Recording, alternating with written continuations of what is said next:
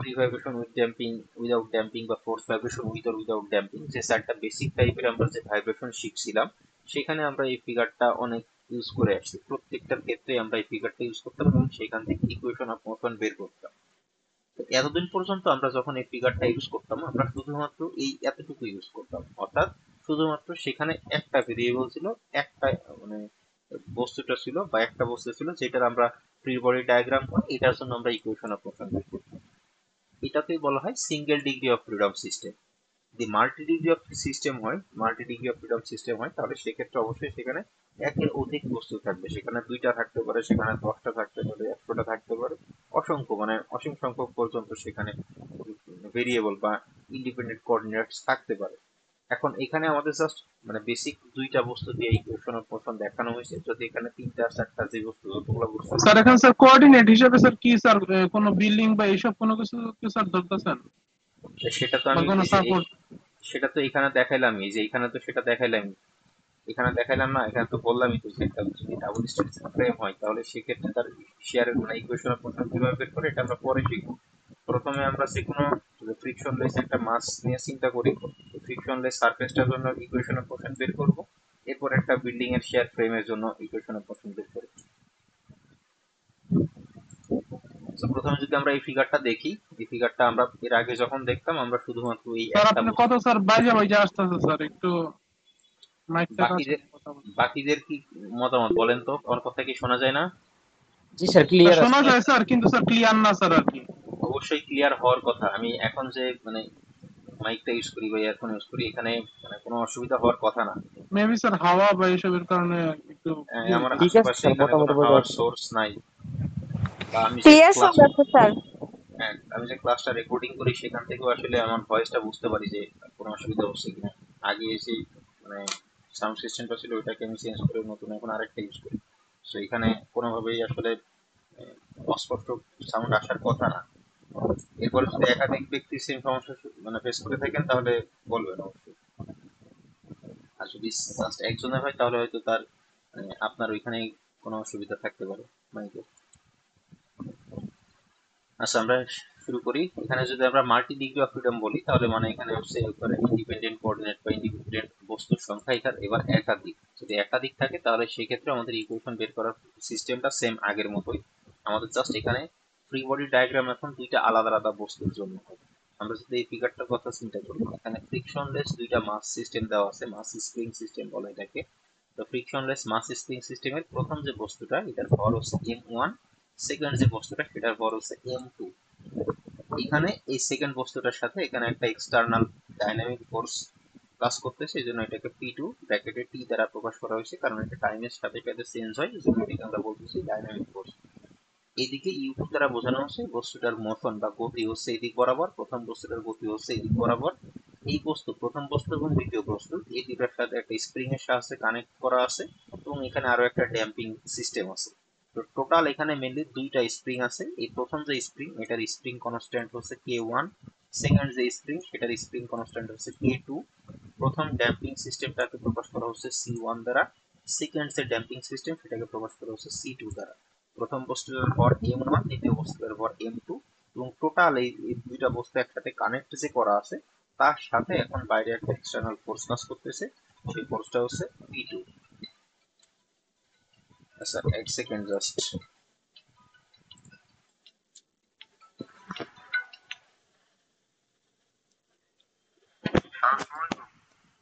কে বলছিলেন?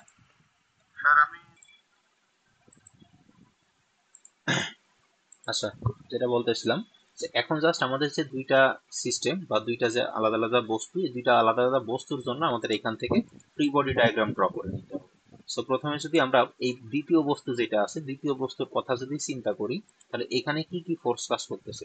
প্রথমত একটা ডাইনামিক ফোর্স কাজ করতেছে, এটা হচ্ছে সেই ডাইনামিক ফোর্স, এটা বাইরের দিকে কাজ করতেছে। এখানে একটা ড্যাম্পিং ফোর্স আছে, আমরা যখন প্রথমে শিখছিলাম তখনই দেখছিলাম যে ড্যাম্পিং ফোর্সটা আমাদের যে সিস্টেমটা থেকে বাইরের দিকে কাজ করে। তো সেটা এখানে দেখানো হয়েছে, সিস্টেম থেকে বাইরের দিকে কাজ করতেছে, এবং এখানে যে স্প্রিং ফোর্সটা কাজ করতেছে সেই স্প্রিং ফোর্সটা বাইরের দিকে কাজ করতেছে। এর সাথে এই বস্তুর একটা জড়তার বল থাকে, ইনার্শিয়াল ফোর্স থাকে যেটাকে বলি, সেই ইনার্শিয়া ফোর্সটা ওইদিকে বাইরের দিকে কাজ করতেছে। মানে বাম দিকে কাজ করতেছে সেটা এখানে দেখানো হয়েছে, এটা হচ্ছে ইনার্শিয়াল ফোর্স। আর প্রথম বস্তুটার জন্য যদি আসি, প্রথম বস্তুটার জন্য এখন কি কি ফোর্স আছে, এই বরাবর এখানে একটা ড্যাম্পিং ফোর্স আছে, সেটা এখানে দেখানো হয়েছে ড্যাম্পিং ফোর্স। এখানে একটা স্প্রিং ফোর্স আছে, সেটা এখানে দেখানো হয়েছে স্প্রিং ফোর্স। এখানে একটা ইনার্শিয়া ফোর্স আছে, সেটা হচ্ছে ইনার্শিয়া ফোর্স। আর এই যে এই প্রথম বস্তু M1 বস্তু আর M2 বস্তু, এটা যে একটা আর একটার সাথে কানেক্টেড, সেখানে যে কোনো এক দিক বরাবর যদি বল প্রয়োগ করে তাহলে বিপরীত দিকে তার রিয়াকশন হবে। অর্থাৎ এই বস্তুটার ক্ষেত্রে যদি এই C2 ফোর্সটা এই বরাবর কাজ করে, তাহলে এই প্রথম বস্তুতে তার রিয়াকশন হবে বিপরীত দিকে, তাই এটাকে লাল কালি দিয়ে দেখানো হয়েছে। মানে এই যদি যে কোনো একটাকে আমরা ক্রিয়া বল বলি, তাহলে তার বিপরীত দিকে যেটা থাকতেছে সেটা হচ্ছে তার রিয়াকশন ফোর্স। তাহলে এটাকে যদি আমরা ক্রিয়া মানে অ্যাকশন ফোর্স বলি, এটাকে যদি অ্যাকশন ফোর্স বলি, এই এটা এবং এটা হচ্ছে আমাদের রিয়াকশন ফোর্স। এখানে যে প্রথম এটা বস্তু, কি তাহলে নিউটনের তৃতীয় সূত্রের মতো প্রত্যেক ক্রিয়ার এই যে সমান ও বিপরীত প্রতিক্রিয়া বল রয়েছে সেরকম কিছু একটা? সেখানে সেই মানে জাস্ট সেই মানে থিওরিটা এখানে অ্যাপ্লাই করা হয়েছে, যে এই যে ফোর্সটা এই প্রথম মানে জাস্ট আমাদের নর্মাল যে ফ্রি বডি ডায়াগ্রামের যে থিওরি, সেই থিওরি অনুযায়ী যদি বলি তাহলে জাস্ট এই ফোর্সটা এই দুইটা বস্তুতে একটা আরেকটার সাথে কানেক্টেড, এই যে এই সিস্টেমটা দ্বারা কানেক্টেড। যখন আমি এই সিস্টেমটা কেটে ফেলতেছি, কেটে ফেললে কি ঘটনা ঘটবে, এই একটা বস্তু যদি এই বরাবর ফোর্স প্রয়োগ করে, দ্বিতীয় বস্তুটা তার এগেনস্ট এই বরাবর ফোর্স প্রয়োগ করে। জাস্ট এটা মানে ওইভাবে চিন্তা করতে পারেন থার্ড রিয়াকশনের মতো, যে এটা যদি অ্যাকশন ফোর্স দেয় তাহলে এটা হবে রিয়াকশন ফোর্স, প্রতিক্রিয়া বল। এখন এই অ্যাকশন ফোর্স এবং রিয়াকশন ফোর্স আপনারা নিউটনের এই তৃতীয় সূত্র ওটা থেকেও বলতে মানে বুঝতে পারেন, যে অ্যাকশন ফোর্স এবং রিয়াকশন ফোর্স দুইটারই ভ্যালু সেম হয়, শুধুমাত্র ডিরেকশনটা আলাদা। তো ভ্যালু এই ফোর্সটার কথা বলি অথবা এই ফোর্সটার কথা বলি, ভ্যালু হয়েছে এটা C2 into U2 minus U1, অর্থাৎ দ্বিতীয় বস্তুটার গতি বা দ্বিতীয় বস্তুটার বেগ, ইউ প্রাইম মানে হচ্ছে ভেলোসিটি, দ্বিতীয় বস্তুটার ভেলোসিটি মাইনাস প্রথম বস্তুটার ভেলোসিটি। এই স্প্রিং ফোর্সের ক্ষেত্রেও সেম, স্প্রিং এর ফোর্সের ক্ষেত্রে এই ফোর্সটার ভ্যালুটা হচ্ছে K2 ইন্টু U2, অর্থাৎ এই বস্তুটার ডিসপ্লেসমেন্ট বা সরণ মাইনাস প্রথম বস্তুটার সরণ। এখন জাস্ট এই যে দুইটা আলাদা আলাদা আমরা ফ্রি বডি ডায়াগ্রাম করে দুইটা আলাদা আলাদা বস্তু পাইলাম, এখন এই দুইটা আলাদা আলাদা বস্তুতে আমাদের জাস্ট সামেশন অফ এফএক্স করলে আমরা এখান থেকে ইকুয়েশন অফ মোশন বের করতে পারবো। তো প্রথমে যদি আমরা আসি, প্রথমে যদি 1 নম্বর ফিগারের ক্ষেত্রে আমরা সামেশন অফ এফএক্স এই ফর্মুলা ইউজ করি, তাহলে আমরা যদি প্রথম বস্তুটা শুধু প্রথম বস্তুটার কথা চিন্তা করব, দ্বিতীয় বস্তুটাকে এখন আমরা হিসেবে নিয়ে আসবো না। তো প্রথম বস্তুটার মধ্যে প্রথমে বাম দিকে কি কি ফোর্স আছে, বাম দিকে ফোর্স আছে হচ্ছে এইটা inertia force M1 you double prime, M1 U1 double prime plus C1 U1 prime C1 U1 prime plus K1 U1 এই তিনটা ফোর্স আছে বাম দিকে। আর ডান দিকে আছে এই তিনটা ফোর্স। প্রথমে আছে আমাদের যে dynamic force P1T plus C2 U2 prime minus U1 prime এটা, এবং থার্ড যেটা সেটা হচ্ছে K2 into U2 minus U1 এই ফোর্সটা। এখন এই তিনটা ফোর্সকে আমাদের জাস্ট নর্মাল যোগ বিয়োগ, তাছাড়া আর কোনো কিছুই না। এখানে কি করা হয়েছে, এখানে জাস্ট এই অংশটা এজ ইট ইজ রেখে দেওয়া হয়েছে, এবং এই অঙ্কে যেহেতু দুইটা আলাদা আলাদা টার্ম মানে গুণাকারে আছে, তাই এখানে গুণ করে করে আলাদা করে দেওয়া হয়েছে। যে এখানে C2 into U prime U2 prime minus C2 into U1 prime, এই সব ভ্যালুগুলোকে আবার এক পাশে নিয়ে আসা হয়েছে, আর P1T বা ডাইনামিক ফোর্স যেটা সেটাকে আলাদা এক পাশে রাখা হয়েছে। এটা হচ্ছে আর কিছুই না, আমরা একদম যখন আমরা এই ডাইনামিক্স কোর্স শুরু করি তখন যে প্রমাণগুলো পড়ছিলাম, আমি যদি এই স্লাইড থেকে দেখাই, ওই প্রমাণের মতোই, জাস্ট চেঞ্জ আলাদা কোনো কিছুই নাই। ওই প্রমাণেও আমরা যেমন এই যে inertia force equal to M U double prime, damping force equal to C U prime, আর spring force equal to K U, ওটা বসাইতাম। এখানেও সেম একই জিনিস বসানো হয়েছে, এখানে inertia force equal to M U double prime, damping force equal to C U prime এবং spring force equal to K U. এখন জাস্ট এখানে যেহেতু দুইটা সিস্টেম তাই এখানে 1 2 এভাবে প্রকাশ করতেছি, আর এখানে যেহেতু শুধুমাত্র একটা সিস্টেম ছিল তাই এখানে আমার 1 2 এভাবে প্রকাশ করা লাগে না। এতটুকুই জাস্ট পার্থক্য। তো এখানে আমি কি করলাম, এখানে এই ডাইনামিক ফোর্সটাকে ডান পাশে রেখে বাকি যেগুলো আছে সবগুলাকে এক পাশে নিয়ে আসলাম। নিয়ে এসে এখন আমি দেখবো যে কোনটা কোনটা আসলে কমন নেওয়া যায়। এখান থেকে যদি আমি দেখি, তাহলে এই যে এখানে C1 U1 প্রাইম এবং এখানে C2 U1 প্রাইম, এই দুটার মধ্যে থেকে আমরা U1 প্রাইম এই টার্মটা কমন নিতে পারি। যদি কমন নিয়ে নেই তাহলে থাকে হচ্ছে M1 U1 double prime plus C1 plus C2 into U1 prime minus C2 U2 prime plus আবার সেম ভাবে এই যে U1 আর এই U1 এখান থেকে যদি আমরা কমন নিয়ে নেই তাহলে K1 প্লাস K2 এটা লেখা যায়। ফাইনালি থাকে K2 U2, K2 U2 টা এজ ইট ইজ থেকে যায়। অর্থাৎ জাস্ট ওই পুরোটা গুণ করে দেওয়ার পর আমরা নর্মাল একদম যোগ বিয়োগ করে দেখবো যে কোনটা কোনটা কমন নেওয়া আছে এবং কোনটা কোনটা ফাঁকাই থেকে যায়। তো সেটা যেটাকে আমরা একসাথে নিয়ে আসতে পারি, কমন নিয়ে আসতে পারি, সেটা কমন নিয়ে নিব। যেটা কমন নেওয়া সম্ভব না সেটা অ্যাজ ইট ইজ যেভাবে আছে সেভাবে রেখে দিব। তো রেখে দেওয়ার পরে আমাদের প্রথম যে সিস্টেমটা ছিল, প্রথম সিস্টেমটার আমাদের ইকুয়েশন অফ মোশন আমরা বের করলাম। এটা হচ্ছে প্রথম সিস্টেমটার ইকুয়েশন অফ মোশন। এই একদম আমরা যদি প্রথমে যা শিখে আসছি নর্মাল আমাদের equation of motion, single degree of freedom এর জন্য ইকুয়েশন অফ মোশন যা শিখে আসছি, এই ইকুয়েশন অফ মোশন আর এখন আমরা যেটা বের করলাম সেই ইকুয়েশন অফ মোশন, এই দুইটার ক্ষেত্রে ফোর্স কিন্তু সেম। কিভাবে সেম আমি একটু বোঝাই। প্রথম যে অংশটুকু সেটা আছে কি এম ইউ ডাবল প্রাইম, অর্থাৎ প্রথম যে ফোর্সটা এটা হচ্ছে ইনারশিয়া ফোর্স।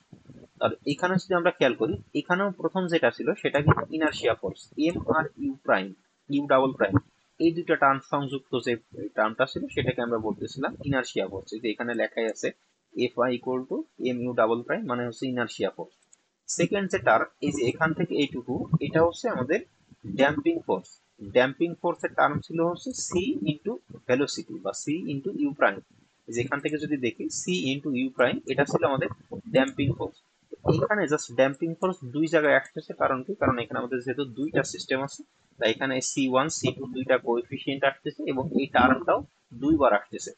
সেম ভাবে একই কথা স্প্রিং ফোর্সের জন্য, যেহেতু এখানে দুইটা বস্তু আছে, দুইবার আমাদের দুইটা স্প্রিং ইউজ করা হয়েছে, দুইটা স্প্রিং এর জন্য দুইটা আলাদা আলাদা স্প্রিং কনস্ট্যান্ট, এবং এই স্প্রিং কনস্ট্যান্টের যে টার্ম সেই টার্মটা দুইবার আসতেছে।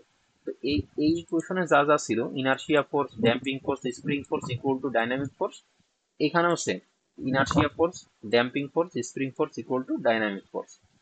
তো প্রথম বস্তুটার জন্য যখন শেষ করবে, এরপর আমরা দ্বিতীয় বস্তুটাতে আসি। দ্বিতীয় বস্তুতেও সেম ভাবে আমরা সামেশন অফ এফেক্টস যদি অ্যাপ্লাই করি, তাহলে দ্বিতীয় বস্তুর জন্য বাম পাশে কাজ করতেছে M two U two double prime, এটা হচ্ছে M two U two double prime. তার সাথে আরো বাম পাশে কাজ করতেছে এই ফোর্সটা এবং এই ফোর্সটা। তো আমরা যদি ড্যাম্পিং ফোর্সটা বলি, ড্যাম্পিং ফোর্সের ভ্যালু এটা C two into U two prime minus U one prime, তো সেটা লিখছে C two U two prime minus U one prime. আর স্প্রিং ফোর্স যেটা, সেটা হচ্ছে K two U two minus U one, K two U two minus U one equal to, ডান দিকে শুধুমাত্র ড্যাম্পিং ফোর্সটা কাজ করতেছে, equal to P two V. এখন সেম ভাবে আমি আবার সবগুলো গুণ করে দিব। এখান থেকে এটা গুণ করলে আসে K two U two minus K two U one plus C two U two prime minus C two U one prime. Just গুণ করার পরে এখন আবার দেখবো কোনোটা কমন নেওয়া যায় কিনা। এখানে আসলে কমন নেওয়ার কোনো সুযোগ নাই, কোনো টার্ম দুইবার নাই, তাহলে জাস্ট আমরা অ্যাজ ইট ইজ যেভাবে আছে সেভাবেই রেখে দিব। রেখে দিলে আমাদের প্রথম যে সিস্টেমটা, প্রথম বা এক নম্বর ফিগারের বা এক নম্বর বস্তুটার জন্য এখানে আমরা ইকুয়েশন অফ মোশন বের করছি, এখানে দুই নম্বর বস্তুটার জন্য ইকুয়েশন অফ মোশন বের করছি। এখন এই দুইটা ইকুয়েশন অফ মোশনকে কম্পেয়ার করে আমাদের একটা ম্যাট্রিক্স ফর্মে নিয়ে আসতে হবে। এই দুইটা ইকুয়েশন অফ মোশনকে আমাদের একটা ম্যাট্রিক্স ফর্মে নিয়ে আসতে হবে। তো সেই ম্যাট্রিক্স ফর্মটা কিভাবে বানাবো, তার আগে আমাদের এইখানে যে ম্যাট্রিক্স ফর্মটা আছে, এই ম্যাট্রিক্স ফর্মটা আমাদের মনে রাখতে হবে। এটা মনে রাখা খুব একটা কঠিন কোনো কিছু না, জাস্ট আমাদের ইকুয়েশন অফ মোশনের যে চারটা ফোর্স, এই চারটা ফোর্স মনে থাকলে আমরা এটা খুব সহজেই মনে রাখতে পারবো। এই জাস্ট এই স্টিফনেস ফর্মটা মনে রেখে জাস্ট এখানে আমাদের ভ্যালুগুলো বসাই দিলেই আমাদের ইকুয়েশন অফ মোশন বানানো শেষ। তো সেটা কিভাবে আমরা পড়বো বা কিভাবে সহজে মনে রাখতে পারি সেটা দেখেন। প্রথমে আমাদের প্রথম যে ফোর্সটা আছে সেটা হচ্ছে ইনারশিয়া ফোর্স। ইনারশিয়া ফোর্সের দুইটা অংশ আছে, একটা হচ্ছে ভর আর একটা হচ্ছে ত্বরণ, অ্যাক্সেলারেশন। তাহলে ভরের জন্য আমাদের একটা ম্যাট্রিক্স লাগবে, আর ত্বরণের জন্য একটা ম্যাট্রিক্স লাগবে, অ্যাক্সেলারেশনের জন্য একটা ম্যাট্রিক্স লাগবে। তাহলে ভরের জন্য আমাদের যে ম্যাট্রিক্স, এই ম্যাট্রিক্সের মধ্যে দেখেন 2/2 এর একটা ম্যাট্রিক্স, এটার প্রথম রোতে থাকবে M1, তার সাথে 0, সেকেন্ড রোতে থাকবে 0, তার সাথে M2। Just as it is এই ইকুয়েশনটা মনে রাখতে হবে। এটাই সেম ইকুয়েশন আমরা যখন বিল্ডিং এর শেয়ার ফ্রেমের ইকুয়েশন পড়বো বা বিল্ডিং এর শেয়ার ফ্রেমের জন্য ইকুয়েশন প্রথম বের করব, সেম এটাতেই আমরা জাস্ট ভ্যালুগুলো বসাই দিব। তো প্রথমে যখন আমরা মাসের জন্য বা ভরের জন্য আমরা যখন ম্যাট্রিক্স বের করলাম 2/2 এর ম্যাট্রিক্স, সেটা হচ্ছে M1 0 0 M2, তার সাথে গুণাকারে থাকবে আমাদের acceleration matrix just U1 double prime, আর তার নিচে হচ্ছে U2 ডাবল প্রাইম। এখন এটা 2/2 ম্যাট্রিক্স আর এটা 2/1 ম্যাট্রিক্স কেন, এটার কারণ হলো আমাদের যখন এই প্রথম লাইনটাতে আমাদের যে ভ্যালুগুলো বসবে, সেই ভ্যালুটা আসে হচ্ছে এই এক নাম্বার ইকুয়েশন থেকে, বা এক নাম্বার যে বস্তুটা, এক নাম্বার বস্তু যে ইকুয়েশন অফ মোশন, এইখান থেকে বসে হচ্ছে প্রথম লাইনের সব ভ্যালুগুলা। আর দ্বিতীয় নাম্বার লাইনে যে ভ্যালুগুলা, সেটা বসতেছে হচ্ছে দ্বিতীয় ইকুয়েশন থেকে। এখন প্রথম ইকুয়েশনে যদি যাই, প্রথম ইকুয়েশনে m1 বাদে আর কোনো m সম্বলিত কোনো পদ নাই, এই জন্য m1 এর পরে আমরা এই অংশটা 0 রেখে দিতেছি। এখন আপনাদের মাথায় প্রশ্ন আসতে পারে যে আমরা m2 টাকে এখানে কেন লিখলাম না। এটার কারণ হচ্ছে আমরা সেকেন্ড রোতে যা ভ্যালু বসাবো সবগুলো আসবে দ্বিতীয় ইকুয়েশন থেকে, আর প্রথম রোতে সেই ভ্যালুগুলো বসাবো সবগুলো আসবে হচ্ছে 1 নাম্বার ইকুয়েশন থেকে। যেহেতু 1 নাম্বার ইকুয়েশনে m2 এর কোনো ভ্যালু নাই বা m2 সম্বলিত কোনো পদ নাই, তাই m1 এর পরে এই ভ্যালুটা আমরা 0 রেখে দিলাম। এরপরে আমরা জাস্ট অ্যাক্সিলারেশন যে ম্যাট্রিক্সটা, অ্যাক্সিলারেশন ম্যাট্রিক্সের মধ্যে আমরা দেখবো যে আমাদের প্রথম যে ইকুয়েশন সেখানে অ্যাক্সিলারেশন ম্যাট্রিক্সের ভ্যালু কোনটা আছে। এখানে অ্যাক্সিলারেশন ম্যাট্রিক্স আছে শুধুমাত্র u1 prime double prime, just u1 double prime রেখে দিলাম, প্লাস এখানে পরের যে সি সম্বলিত যে ম্যাট্রিক্স এটা হলো ড্যাম্পিং ফোর্সের ম্যাট্রিক্স। ড্যাম্পিং ফোর্সের মধ্যে দুইটা জিনিস থাকে, একটা হচ্ছে সি আর একটা হচ্ছে ইউ প্রাইম বা ভেলোসিটি। আমরা প্রথমটাতে চলে যাই, প্রথম ইকুয়েশনে গিয়ে দেখি যে এখানে সি এর কি কি ভ্যালু আছে। প্রথমে এখানে আছে c1 প্লাস c2 আর এখানে আছে মাইনাস c2, জাস্ট যেভাবে আছে সেভাবেই লিখে দিব। প্রথমে লিখবো c1 প্লাস c2, তারপরে যে কলামটা আছে সেখানে লিখবো মাইনাস c2। এরপরে আমাদের এখানে জাস্ট দেখবো এখানে আমাদের ভেলোসিটি কি কি আছে। ভেলোসিটি আছে u1 প্রাইম, u2 প্রাইম। এই ভেলোসিটি ভেক্টর, অ্যাক্সিলারেশন ভেক্টর আর এই যে এখানে ডিসপ্লেসমেন্ট ভেক্টর, এই তিনটার কোনো চেঞ্জ নাই। এই তিনটা জাস্ট প্রথমে u1 u2 u1 u2 u1 u2 থেকে যাবে। যেখানে ডিসপ্লেসমেন্ট সেখানে কোনো ডেরিভেশন হবে না, অর্থাৎ প্রাইম থাকবে না। ভেলোসিটি হলে একটা প্রাইম থাকবে, অ্যাক্সিলারেশন হলে একটা প্রাইম থাকবে, দুইটা প্রাইম থাকবে। চেঞ্জ হবে শুধুমাত্র মাস ম্যাট্রিক্স, এই এই ড্যাম্পিং কোএফিসিয়েন্ট ম্যাট্রিক্স আর স্টিফনেস ম্যাট্রিক্স। এই ইউ মানে এই ম্যাট্রিক্স, এই matrix velocity matrix, displacement matrix আর অ্যাক্সিলারেশন ম্যাট্রিক্স, এইটার কোনো পরিবর্তন হবে না। এটা এখানে যে ফর্মে আছে সেই ফর্মেই থেকে যাবে। আর বাকিগুলো আমরা জাস্ট এই ইকুয়েশন দেখে দেখে বসাই দিই। তাহলে আমরা ড্যাম্পিং এর ক্ষেত্রে 1 নাম্বার ইকুয়েশন থেকে দেখলাম c1 প্লাস c2 আছে এবং মাইনাস c2 আছে, তো সেটাই বসাই দিলাম। c1 প্লাস c2 এক জায়গায় বসালাম, তার পাশে সেকেন্ড কলামে বসাই দিলাম মাইনাস c2। এরপরে আমাদের বাকি থাকতেছে কি স্টিফনেস ম্যাট্রিক্স বা স্প্রিং কনস্ট্যান্ট ম্যাট্রিক্স। এটা যদি দেখি তাহলে এইখানে আছে k1 প্লাস k2 আর এখানে আছে minus k2, just as it is বসাই দিব k1 plus k2 minus k2। তাহলে আমাদের প্রথম যে ইকুয়েশনটা, প্রথম ইকুয়েশনের ডাইনামিক ফোর্সটা হলো p1t, তাই এখানে বসাইছি p1t। তাহলে প্রথম যে লাইনটা বা প্রথম যে রোটা সেটা পুরোটা কমপ্লিট। এখন আমরা আসবো সেকেন্ড রোতে। সেকেন্ড রোতে আসবো হচ্ছে সেকেন্ড ইকুয়েশন থেকে, এই ইকুয়েশন থেকে। এই ইকুয়েশনে প্রথমে m1 সম্বলিত কোনো পদ নাই, তাই m1 এর নিচে ভ্যালুটা বসাই দিলাম 0। m2 সম্বলিত পদ আছে সেটা হচ্ছে m2, তাই m2 বরাবর যে ভ্যালুটা সে বরাবর বসাই দিলাম m2। তার সাথে অ্যাক্সিলারেশন যে ম্যাট্রিক্স, অ্যাক্সিলারেশন ম্যাট্রিক্সটা ফিক্স এটাই থাকবে। এখন আমরা আসি ড্যাম্পিং ম্যাট্রিক্স। ড্যাম্পিং ম্যাট্রিক্সে যদি আমি পুরোটা খুঁজি তাহলে এখানে প্রথমে এখানে আছে হচ্ছে c2 মাইনাস c2 আর এখানে আছে প্লাস c2, কিন্তু এই মাইনাস c2 এর সাথে আছে u1 প্রাইম আর প্লাস c2 এর সাথে আছে u2 প্রাইম। যদি দুইটার ক্ষেত্রে u1 প্রাইম থাকতো তাহলে তো আমরা মাইনাস প্লাস কিটা দিতেই পারতাম। এখানে যদিও দুইটাই c2 কিন্তু এটার সাথে কোএফিসিয়েন্ট আলাদা, এটার সাথে কোএফিসিয়েন্ট আলাদা, তাই এভাবে এখানে যেভাবে আছে আমরা এখানে সেভাবেই রেখে দিব। প্রথমে আছে মাইনাস c2 রেখে দিলাম, পরবর্তী কলামে আছে প্লাস c2 রেখে দিলাম। তাহলে ড্যাম্পিং কোএফিসিয়েন্টের কাজ শেষ। এখন আসবে স্টিফনেস ম্যাট্রিক্স। স্টিফনেস ম্যাট্রিক্স বা স্প্রিং কনস্ট্যান্ট, এখানে আছে মাইনাস k2, এখানে আছে প্লাস k2। এখানেও কোএফিসিয়েন্ট আলাদা, এখানেও কোএফিসিয়েন্ট আলাদা, তাই আমরা এখান থেকে ক্যান্সেল আউট বা কাটাকাটি করে দিতে পারি না। তো এখানে আছে প্রথমেই মাইনাস k2 বসাই দিলাম, এরপর আছে প্লাস k2 বসাই দিলাম।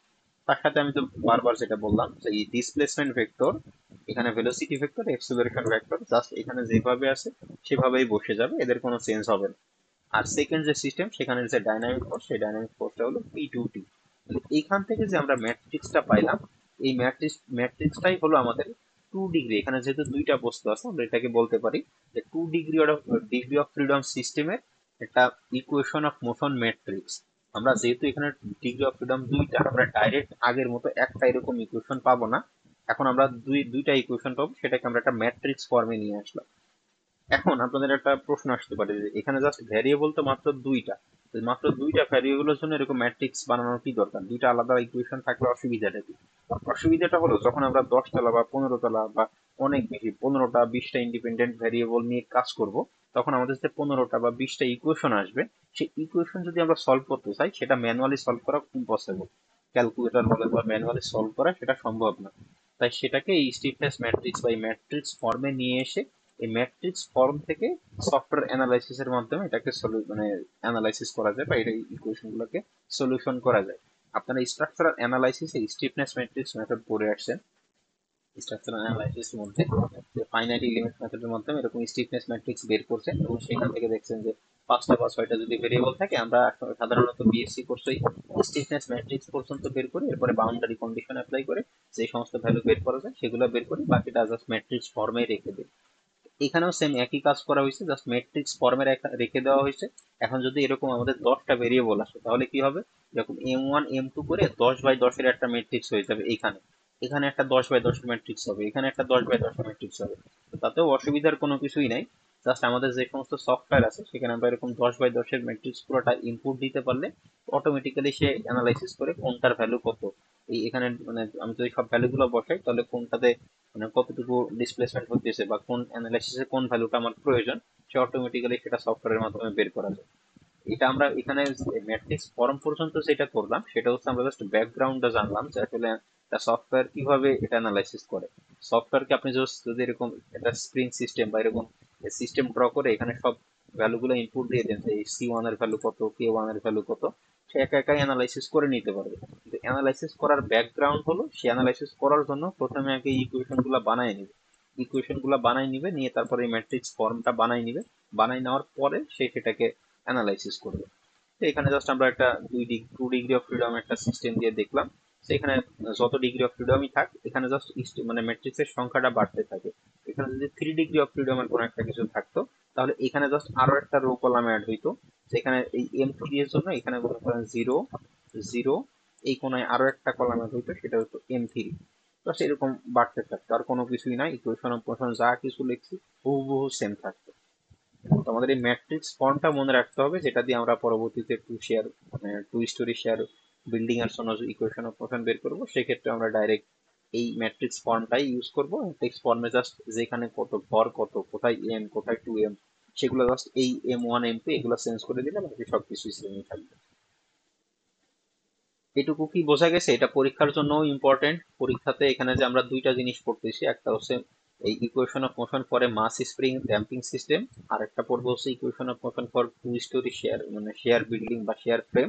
এই দুইটা থেকে কিন্তু একটা পরীক্ষায় আসবেই।